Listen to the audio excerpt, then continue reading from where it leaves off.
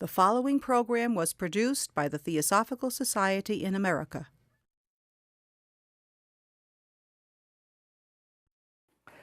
I'd like to begin by saying that this tie that I'm wearing is partly in honor of John Aljo, who unfortunately was not able to be here, and he's certainly missed by all of us.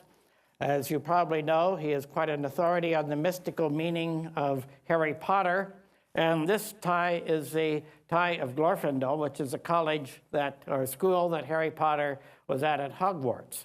It also happens to be the tie of the University of Southern California, which is where I taught for some 30 years. USC has a very distinguished film school, and I might mention that a member of our community, Adi Kabigting, recently graduated from that school, cum laude, and we're certainly very proud of her. I gather there is a story about how those two ties happen to be the same, but that would kind of get us off track from our topic for this afternoon, Theosophy and the World Religions. But since we're talking about colleges a little bit, I might also begin by saying that a big academic sin nowadays is what is called essentialism.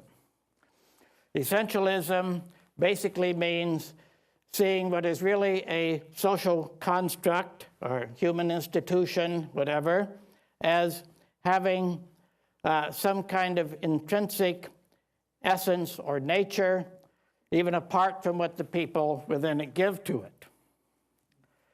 I think in some ways this is just one of those academic fads that come and go, but I think it does present a caution that is important in thinking about religion, possibly even also about theosophy.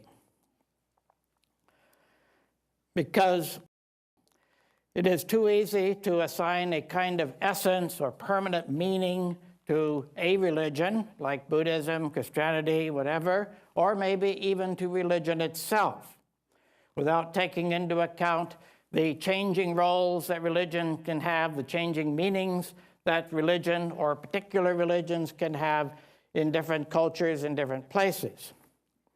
I'll mention later, but I might just mention it now too. H.P. Blavatsky and the Theosophical tradition has always emphasized that religions are not absolute in themselves, but were formed by a master of the wisdom for a particular time and place, a particular role in the spiritual evolution of humanity, the solar system, the universe as a whole. It's a little too easy sometimes to say that, say, Buddhism or Christianity teaches this or that.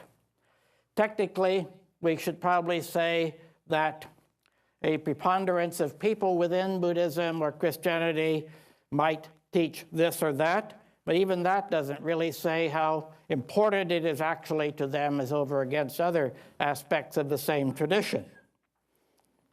In fact, in the last analysis, you would have to say, I suppose, that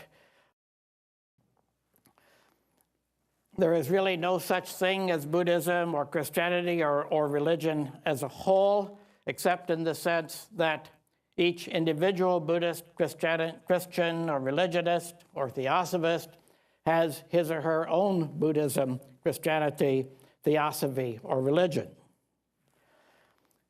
Certainly there would be what is called a family resemblance among all of the, shall we say, Buddhists. Just as within a family, a newborn baby won't look exactly like anybody else in the family, but will say, well, he has his father's nose and his mother's eyes and that sort of thing. So certainly there are a lot of things that people of a tradition would have in common, but they're never going to be exactly identical. Now, the reason for starting off with this is that I think this really ties in with how I see theosophy as looking at the religious panorama of world history and of the world present and indeed future. In Isis Unveiled, H.P. Blavatsky said, truth remains one, and there is not a religion, whether Christian or heathen, that is not firmly built upon the rock of ages, God and immortal spirit. Now, I think this is a sound starting point in the sense that absolutely fundamental to theosophy is the primacy of consciousness as a creative principle in both the cosmos and the human being. And religion must begin with an intuitive sense of this primal reality. Plato said that philosophy arises from a sense of wonder. In fact, he said that sometimes his head spins with just the sense of wonder at the marvel, at the greatness, tremendousness of things. The exalted awe that a child may feel at a gorgeous sunset or flower, or even at seeing a lowly worm. I remember how my son, when he was about 2 or 3 years old, went into a kind of rapture at seeing a slug out in our backyard. One of my favorite mystical writers, Thomas Traherne, a 17th century English mystic, wrote this about how the world appeared to him as a child. The corn was oriented immortal wheat, which never should be reaped, nor ever sown. I thought it had stood from everlasting to everlasting. The dust and stones of the street were as precious as gold. The gates at first the end of the world. The green trees, when I saw them first through one of the gates, transported and ravished me. Their sweetness and unusual beauty made my heart to leap, and almost mad with ecstasy. They were such strange and wonderful things.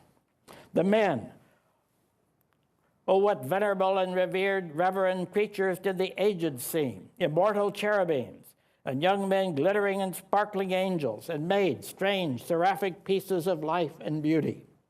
Boys and girls tumbling in the street and playing were moving jewels. I knew not that they were ever born nor should die, but all things abided eternally as they were in their proper places. Eternity was manifest in the light of the day, and something infinite behind everything appeared. In the same way, I think that we, even as adults, may feel something like this if we have not, as the poet Wordsworth put it, allowed the shadows of the prison house to close round and the clouds of glory with which we entered this sublunar world to be scattered.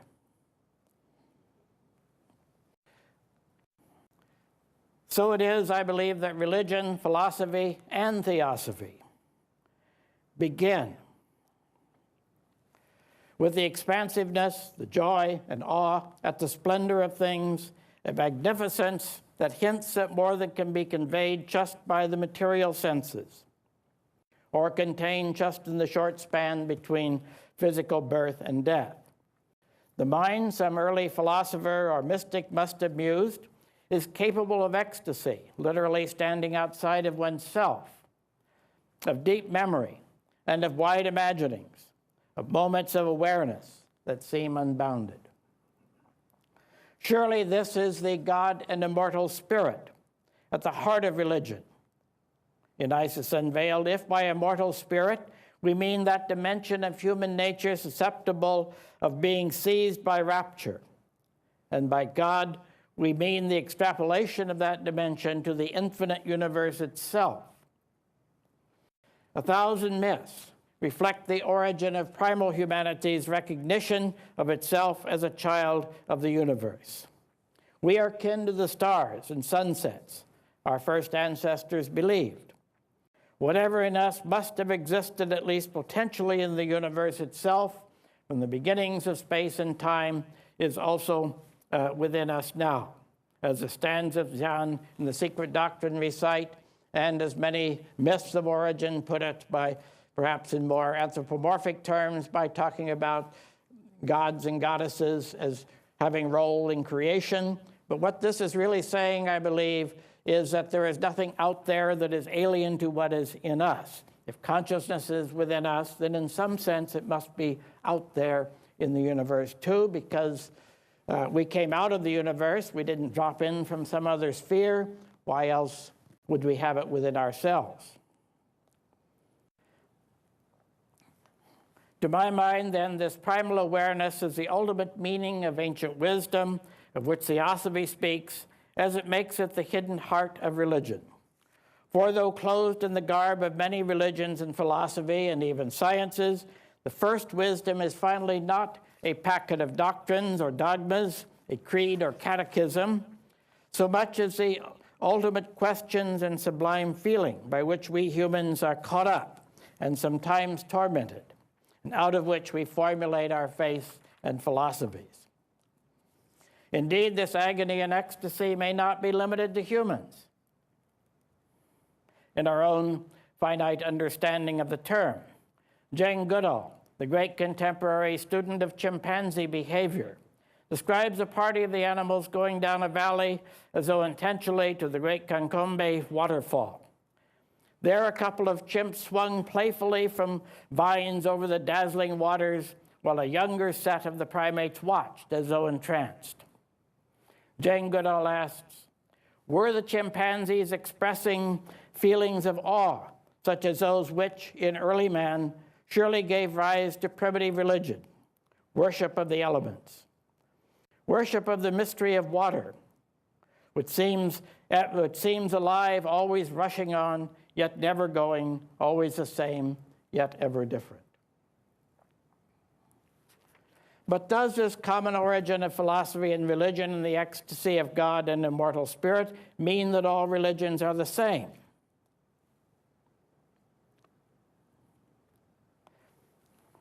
This facile assumption, often heard from well-meaning, liberal-minded people, I think needs to be examined carefully. I think there are two fallacies here at two extremes. One is that saying that all religions are exactly the same. The other saying that they are all totally different. They all have the same object, is what I'm trying to argue, the sense of God and immortal spirit, the oneness within us and within the infinite universe. But the way in which it is, as it were, refracted down to different cultures and societies may well be quite different. A bit of world travel, even a visit to the fabulous range of places of worship in a city like Los Angeles or Chicago, ought to dispel the sameness idea on a superficial level. Take, for example, the central symbols of the world religions, such as the figure of the Buddha or of Krishna, of the cross or the star and crescent, and set them against that primordial God and immortal spirit. What do they say about how they mediate that timeless reality to their own time and place?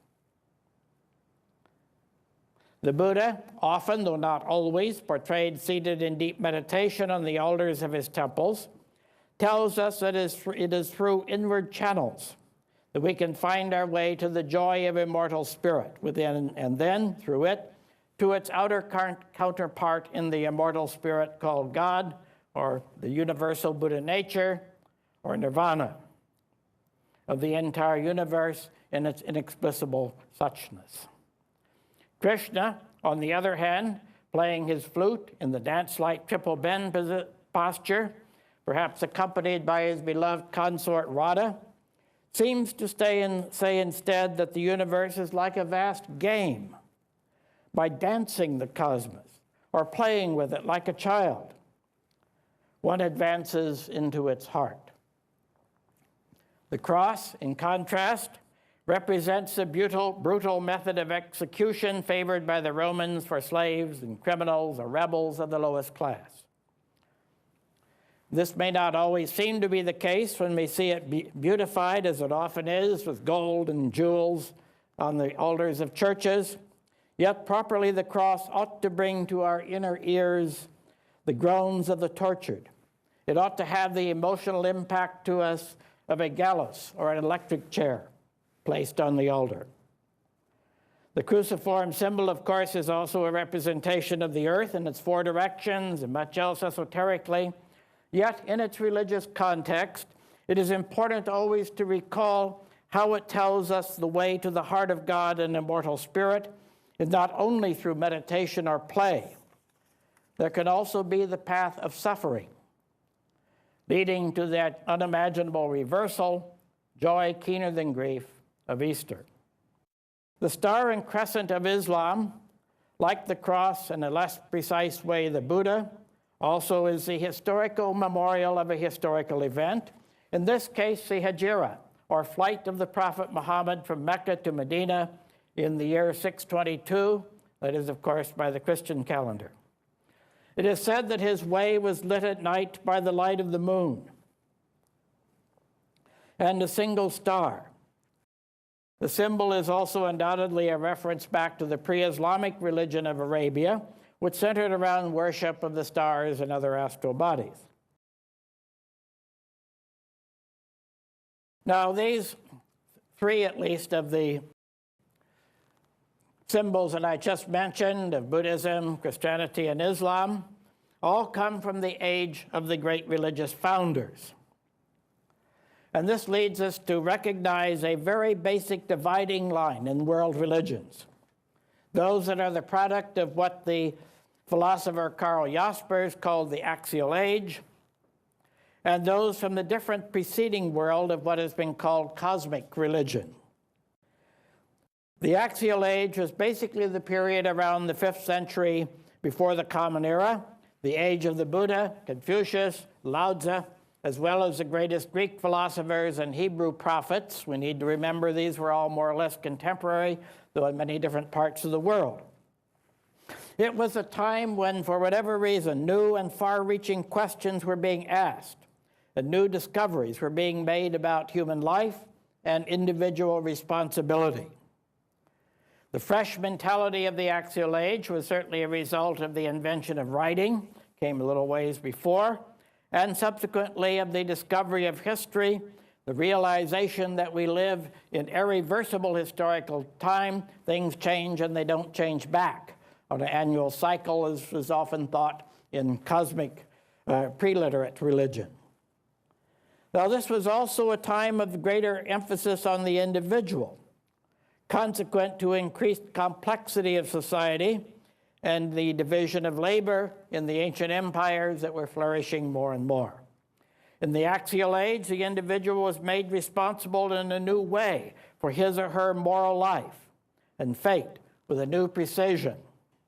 The new religions emphasized in a way that the older ones did not, individual karma or individual salvation based on individual faith choices in the different religions.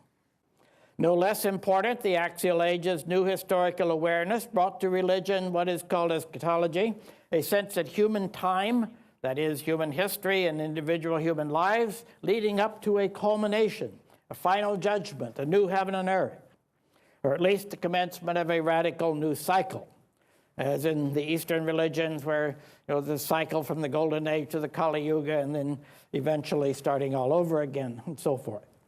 Along with end times came understanding that events of profound religious importance can happen in historical time, in our own time.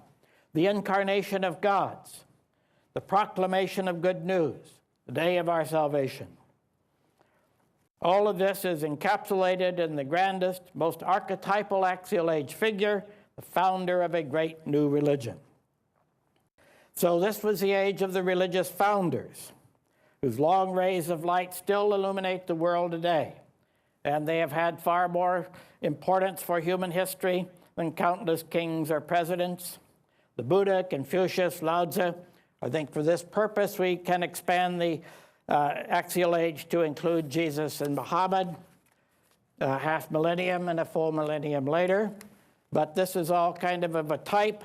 And of course now the great majority of the world's population, at least nominally, is within the cultural area of one of the founder religions from this Axial Age period, not from the old cosmic religion that went before, though of course it is still to be found in many indigenous peoples, in a religion like Shinto that I'll be talking about tomorrow, and being rediscovered by some of the Wiccans and neo-pagans today.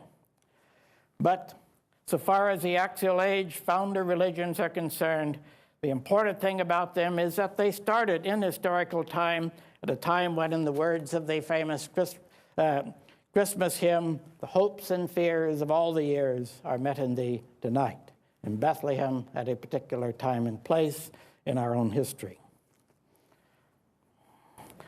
So then what characterized religion before the Axial Age? What Mircea Eliade, my old teacher, called cosmic religion, a religion not linked to a point in historical time, but to the creation itself or to the nature around us. especially such sacred places as hallowed groves and mountains, the turn of the seasons, festivals are festivals of seed time and harvest and of New Year's, but not as in the founder religions like Passover, Christmas, Easter, at least nominally connected to something, an event that happened in a particular date in history. Although, of course, it is true that much of cosmic religion has been carried over in these religions, and you can also see, for example, Christmas as a traditional New Year's or winter solstice festival, and Easter or Passover as a traditional spring festival. Nonetheless, this cosmic versus axial age divides world religion. A different historical setting of each reminds us it is not inaccurate to say that all the world religions, it would not be accurate to say they all teach exactly the same doctrines or inculcate the same values because they came out of a different time and place. We only think about something like the long-standing tension in Chinese society between the Confucian exaltation of the family on the one hand and the Buddhist and Taoist also, when they came in, higher evaluation of monastic celibacy. Does our son become a good Confucian father, head of his family, or does he become a monk? Or the way in which Muslims have accused Christians of polytheism on the basis of their doctrine of the Trinity, or in which the different religions have often said very uncomplimentary things about the avatars of the other ones, Christians about Muhammad and vice versa and so on, which regrettably one still hears. But on a more positive note, it is worth noting that it is precisely religious differences that make the interreligious dialogue valued by so many of us important. If we only expected to hear what we already know and to see reflected in the words and experience of another something exactly the same as our own, we would not learn very much that was new. Rather, we expand our own awareness by honestly hearing God and immortal spirit expressed in fresh language and known through unfamiliar practices. This is not only an experience of learning, it is also, I believe, an exercise in love or compassion, the fundamental virtue of any faith, because if love means anything at all, it seems to me it means ability to know and experience one who is different from oneself, but to, as it were, get into his or her shoes or even his or her heart. And to respect that difference and to know that the diversity of humankind is a wonderful thing. But I believe, again, there is a very significant sense in which we can say that all religions are the same, or more precisely that, as Theosophy says, they are all vehicles or veiled forms of the same ancient wisdom before the different races or cultures or stages of history. But that wisdom is not so much creed or complete body of doctrine as an awareness, perhaps largely beyond words, like that of Jane Goodall's chimps, of God and immortal spirit. They point to higher reality, but they do not and cannot fully define it.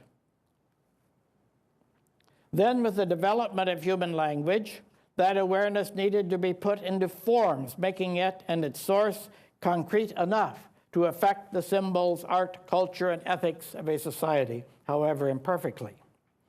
In her book, Seven Great Religions, Annie Besant writes of each religion as, quote, coming from the one great brotherhood, as an expression by some member or messenger of that brotherhood of the eternal spiritual truth, an expression suited to the needs of the time at which it was made and of the dawning civilization that it was intended to mold and guide in its evolution. She adds that each religion has its own mission, that of imparting spiritual wisdom to a particular culture, and in the process making it part of the spiritual evolution of the planet as a whole.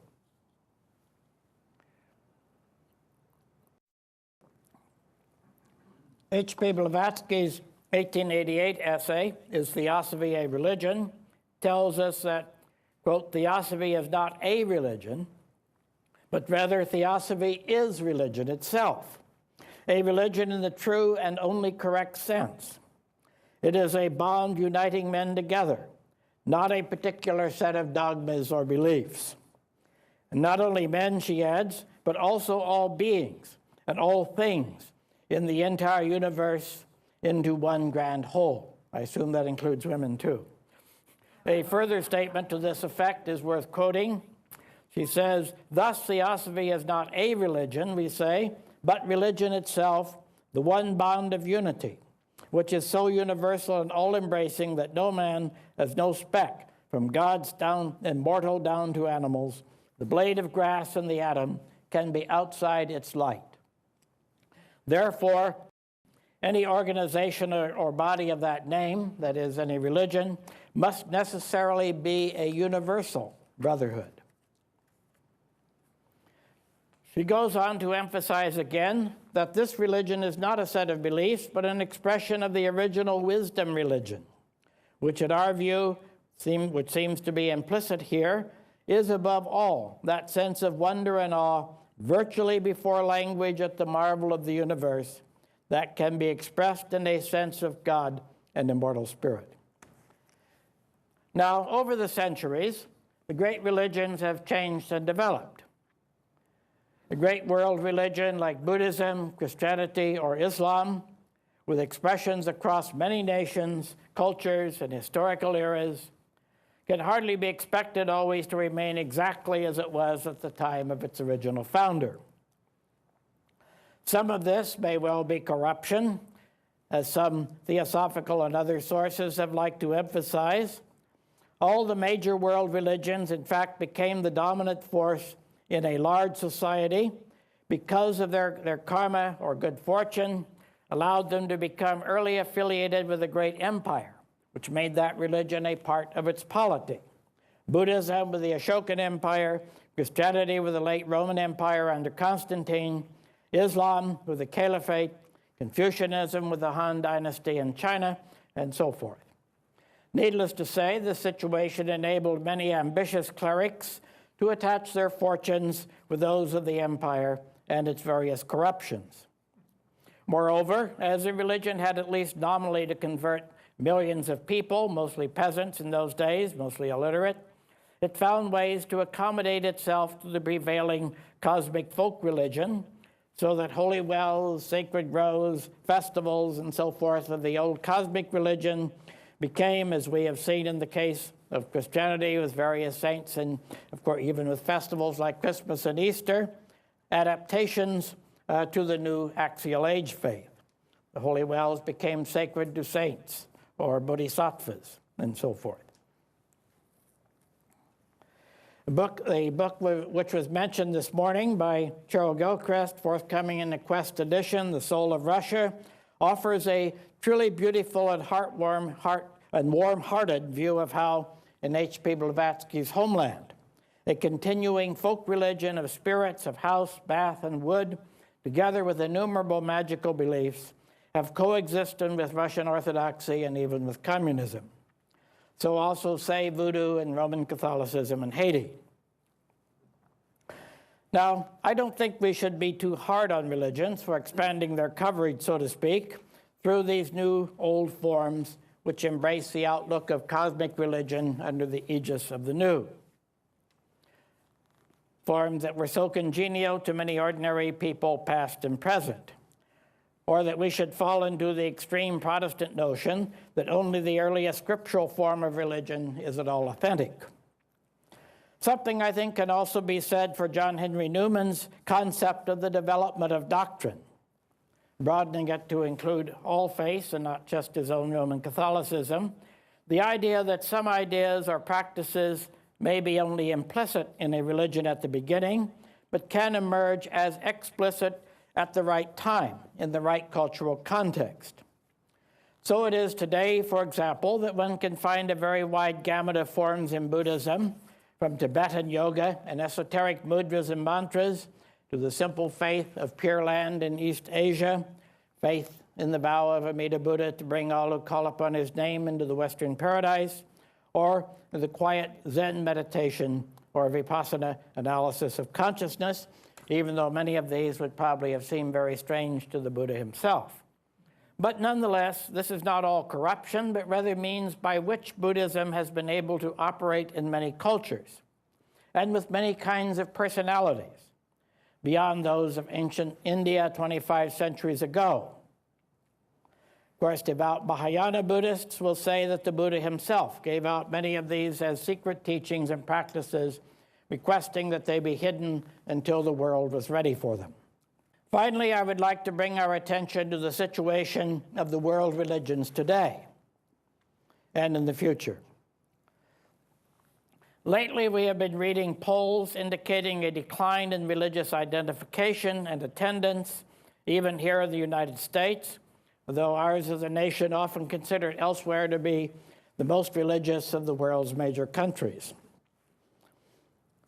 Perhaps this decline is a backlash against the late 20th century rise of evangelicalism, especially its association with conservative politics. That in turn is perhaps a backlash against the spirit of the 1960s, and so forth. One could go back and back. But whether this decline will only produce another pro-religion backlash down the line, or whether it is the first stage of European-style secularization, where only 5 or 10% of the population are very religious in the American sense of the word, and which seems to be more or less permanent, remains to be seen. Europe and America, despite much common history, are probably more profoundly different in religion than in any other way. To begin with, most of the European countries have traditionally had a state church, which was strongly identified with both the government and the culture, as well as the history, whereas America is perhaps the only major country in the world in which a majority of the population descend from religious dissenters who perhaps came here in order to escape persecution from those same kind of state churches or governments back in the old country, or something comparable.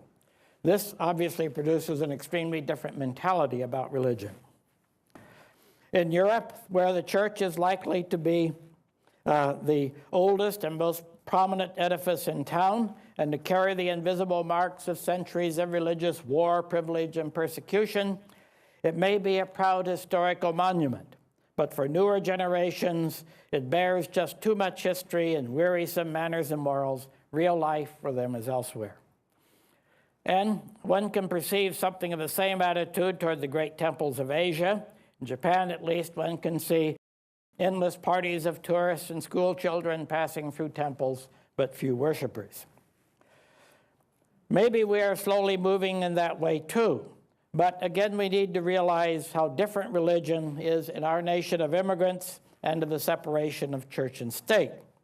As I said, it's the only country with a majority of religionists not associated with a privileged religion in their homelands. A few of us, born Episcopalians like myself, and some Lutherans and Presbyterians may be, but the vast majority of Americans, from those of Puritan background to Quakers, Methodists, Baptists, to Jews or Irish or Polish Catholics, or members of African American churches, are of a faith that was dissident rather than established back home. Furthermore, in the American separationist environment, religion is free enterprise and pluralistic, the responsibility of its adherents and not of the tax collectors. As a consequence, religion traditionally has been seen in a positive light, as something we did for ourselves, building a church just as nice as the one on the next corner. And for the vast millions of immigrants, as well as ex-slave Africans, the church or synagogue has not been an oppressive feudal institution, as it might have seemed in Europe, but a place for community with one's ethnic group, perhaps the one real friend and support one had in a confusing land of exploitative bosses and strange language. All this needs to be understood, even though times may be changing, as the newer immigrant generations recede more and more into the past. Scientific education, new technologies, new kinds of prosperity create a different world. And no doubt times are changing in the world as a whole. In China, though temples and churches remain, by some accounts are growing, the situation is certainly far more secular than it was before the Communist Revolution. In Japan, there is what is now called the post-Aum effect, triggered by the Aum Shinrikyo group and its sarin gas attack in the Tokyo subway in 1995. This triggered what was probably already latent, a certain reaction apparent in public opinion polls against religion, especially against Buddhism and the so-called new religions. It's interesting that since then there seems to have been a somewhat more positive presentation of Shinto in Japanese literature, but a kind of reaction against Buddhism, which is, even after 1,000 years, is still seen by many Japanese as a foreign import. I know less about the situation in India, but I would find it hard to believe that a new generation of Bangalore high-tech adepts are likely to be as piously Hindu as their grandparents. Only when religion is strongly identified with nationalism and popular protest does it maintain powerful support, as in some Muslim countries or places like Ireland and Bosnia, where tragic conflicts have erupted along religious lines. Even there, as I gather is now the case with many young people in Iran and in Ireland, there is covert backlash in favor of a more, we say, normal, cosmopolitan way of life, less identified with a strong religious nationalism. But all of this is also to be expected theosophically. I have previously suggested in a talk in this place, although from the other end of the room, and in articles published in the Quest, that perhaps we could view the third root race, the Lemurian, as Paleolithic society, the fourth, or Atlantean, as Neolithic, that is human culture after the discovery of agriculture, and the fifth root race, in which we now find ourselves, as essentially inaugurated by the Axial Age, the age of the great religious founders, as I suggested earlier. Now, I would further suggest we may be reaching the end of that era, the Axial Age or fifth root race era, and are preparing for a really new spiritual configuration of the sixth root race. In the fifth root race, humanity was especially expected to explore and experience the meaning of the material plane. For the most part, we have done that well enough. Our science and technology has brought us incomparable knowledge of the laws of nature, of the atom and the galaxy, and of the application of those laws in the making of tools, from the bronze knife to the computer. Downsides, of course, there have been, beginning with the terrible misuse of technology for human exploitation and war, owing to the dismal fact that our moral evolution has hardly kept pace with our scientific progress. An equally serious consequence of this fifth root race way of thinking is that our very success in rational scientific work has suggested the same as a model for philosophizing in other spheres where it is less appropriate, and indeed I would say sometimes disastrous, such as the religious. A master in the Mahatma letter speaks of our civilization as one which rests so exclusively upon intellect. I might amend that even to say intellect understood as rational ways of thinking, in the narrow sense of the word. Insofar as this applies to religion, I think it explains why religion has been so much seen as a matter of dogma, like scientific axioms or laws, which entail other doctrines with mathematical logic, and which need to be imposed with no less harsh rigor. If scientific ways of thinking in terms of reason and laws of nature, induction and deduction and so on, have worked so well in one sphere, why not do the same with religion? And so you develop your logical summas and catechisms and so on.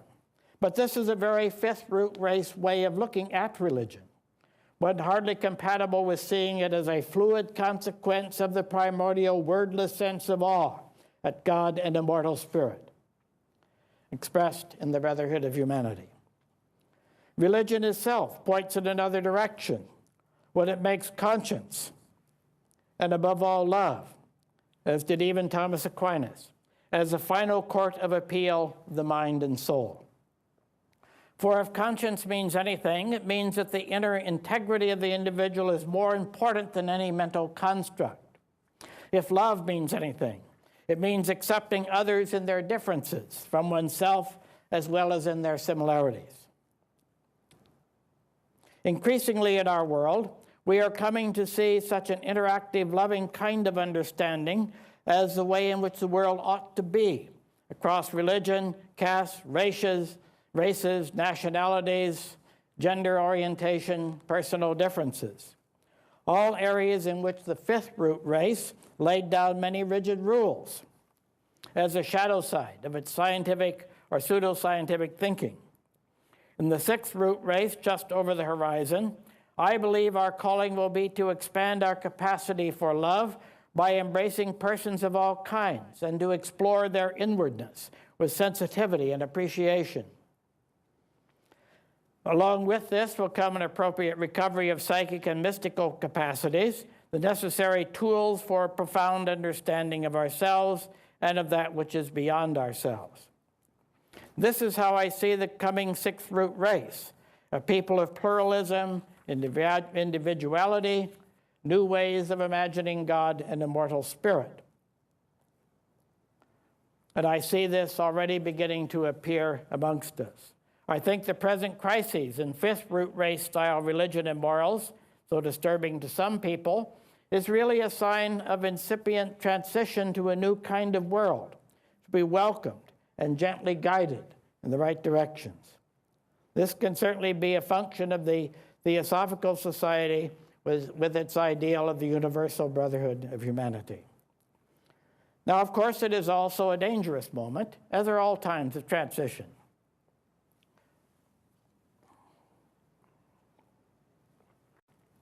There is no guarantee that humanity will always make the right choices, or even that it will survive at all. For a moment of transition is no less a time of free will. We are told in theosophical lore that the transitions from the third and fourth root races to what came next involved great catastrophes, the destruction of Lemuria by underground fire, of Atlantis by flood. Perhaps our next transition will be in the context of nuclear or ecological disaster, but the important thing to realize is that it need not be. We are free. We humans could all change peacefully to the sixth root race way of being tomorrow, if we so decided. Evolution has prepared us to make that choice, but how or whether we make it is up to us.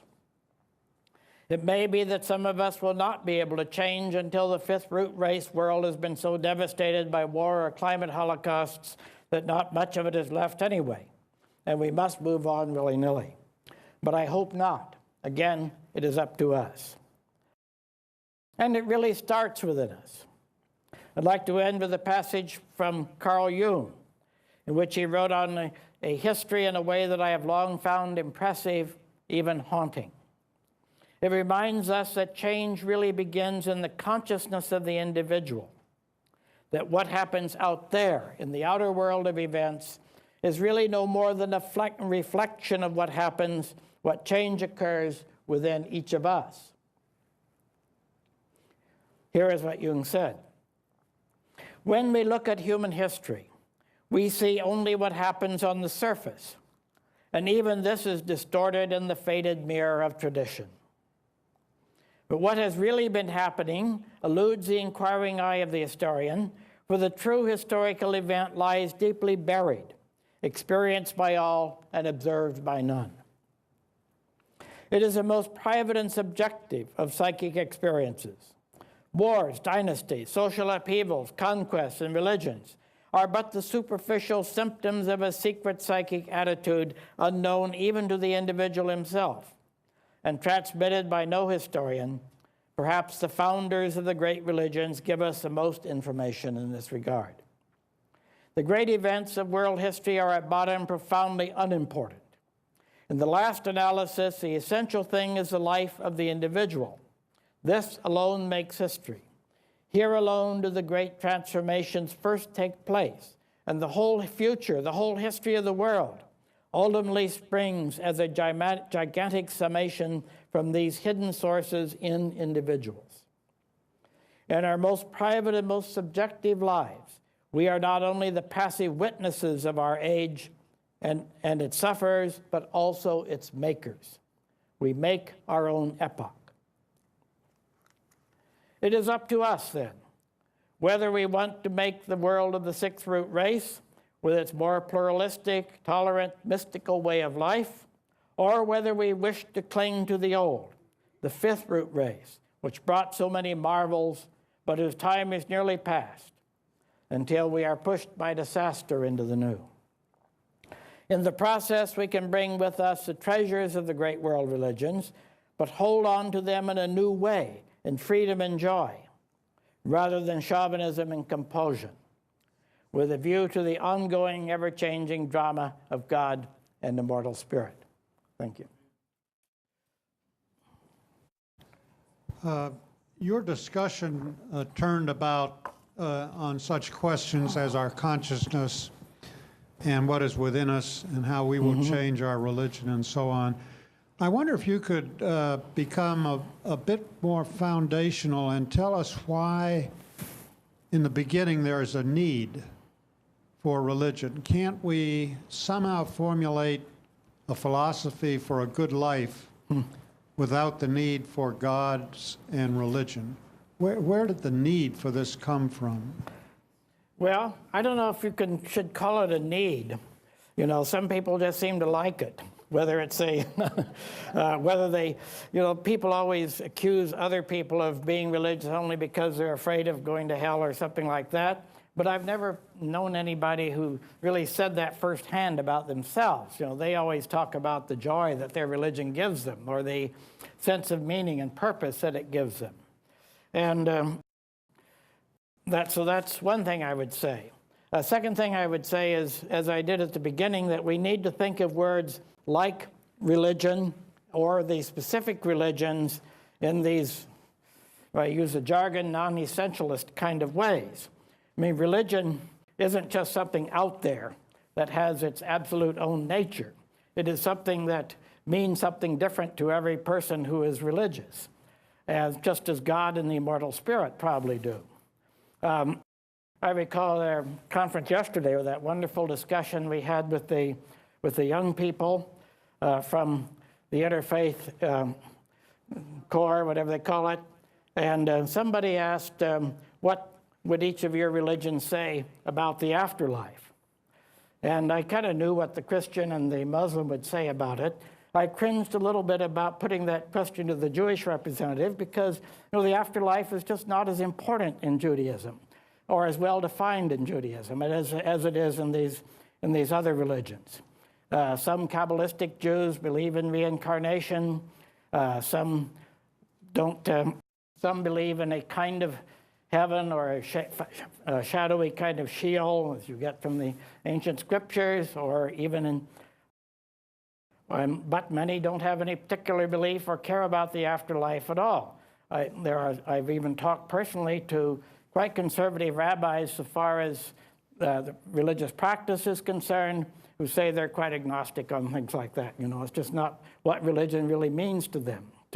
In Judaism, and I would say this is true of Shinto, and perhaps some others also, far more important are the practices, the way you keep the Sabbath and what that means to the home and family, the festivals, of course, and the Jewish community and all of its passion and struggles and suffering and everything. So I think we don't want to have an essentialist idea that religion always has to do something with the afterlife or with God or anything else. I mean, it can have many different contours in this respect. And So, well, I guess that's what I would say there. You know, if you say, why do we have to have religion? I suppose, you know, I would ask, first of all, why not have religion? And secondly, I would ask, what do you mean by religion anyway? If I could add just one more thing on that, because this is important to me. There is a historian of religion, Canadian, named Cantwell Smith, who wrote a book called The Meaning and End of Religion. But his argument was that the whole idea of a religion is a modern construct anyway, that we don't even want to essentialize it so much as to say that it's an ancient tradition, because there is really no traditional word in most traditional languages that mean what religion means to us today.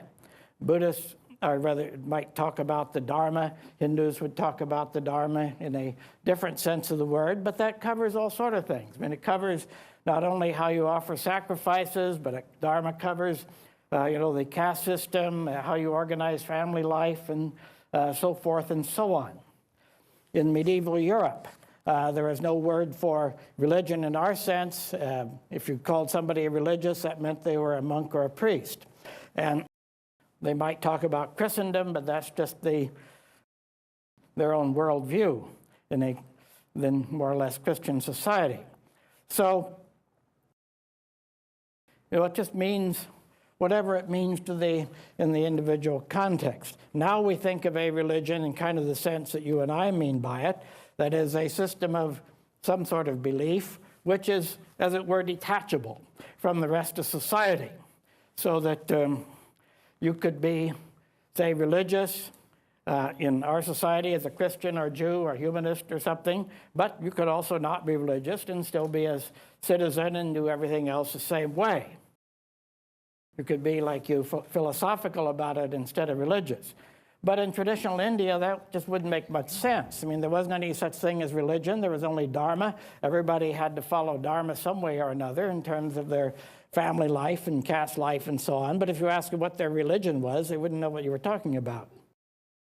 And that's even more true in a lot of primal societies. You know, you go to a tribesman and say, what is your religion? Well, they'd say, what are you talking about? You're crazy. But you say, well, you do these dances before you go out for a hunt. He said, well, that's just what we do, you know. It's just our way of life. Why not? It's so true that is a cultural definition. I noticed each one of the young people said that it was a cultural definition. Yes, that's right. Very true. One more question. Okay. Robert, I'd like for you to tag on to what you have just said. It seems to me that a lot of what we are now categorizing as religion has a sacerdotal aspect to it.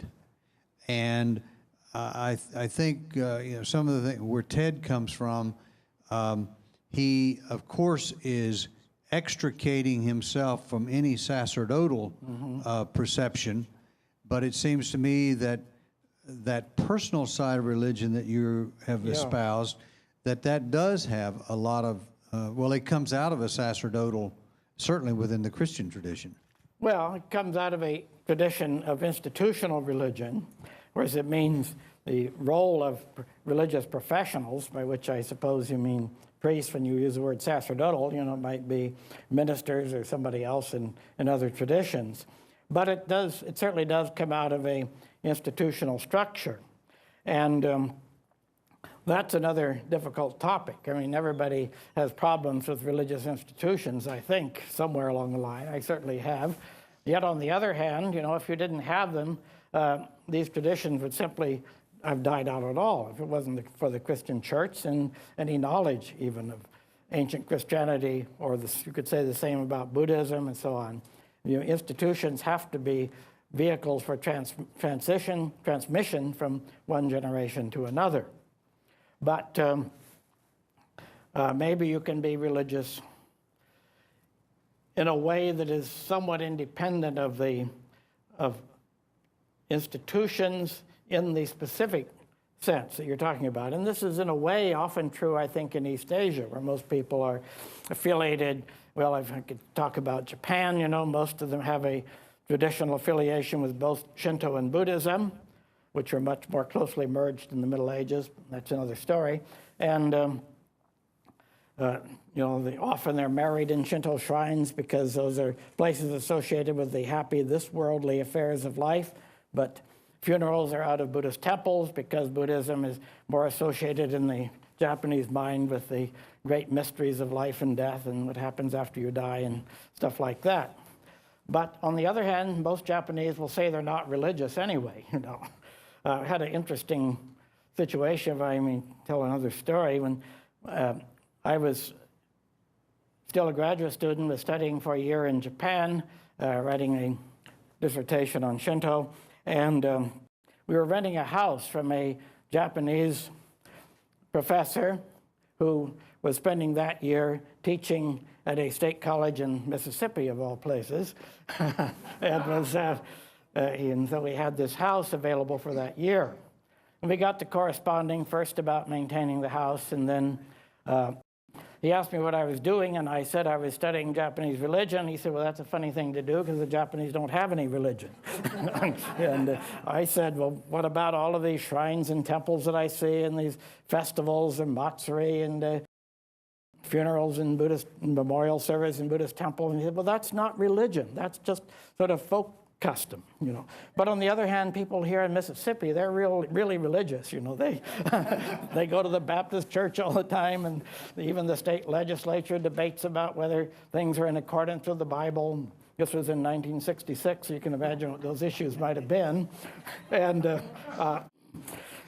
finally, I realized the problem was, again, it's a matter of language. The Japanese word shukyo is usually used to translate religion in modern Japanese, but it doesn't really mean religion in the broader sense of the word. It traditionally means the teaching of a sect or Buddhist denomination. And so his idea, that of many Japanese, is that if you don't follow one particular religion, like Baptists say, or Pure Land Buddhism or something, well, then you're not really religious. You're just plugging into a lot of popular customs and so on, whether you call them religious or not, probably don't. So anyway, that's just an example of how these words can mean very different things in different contexts.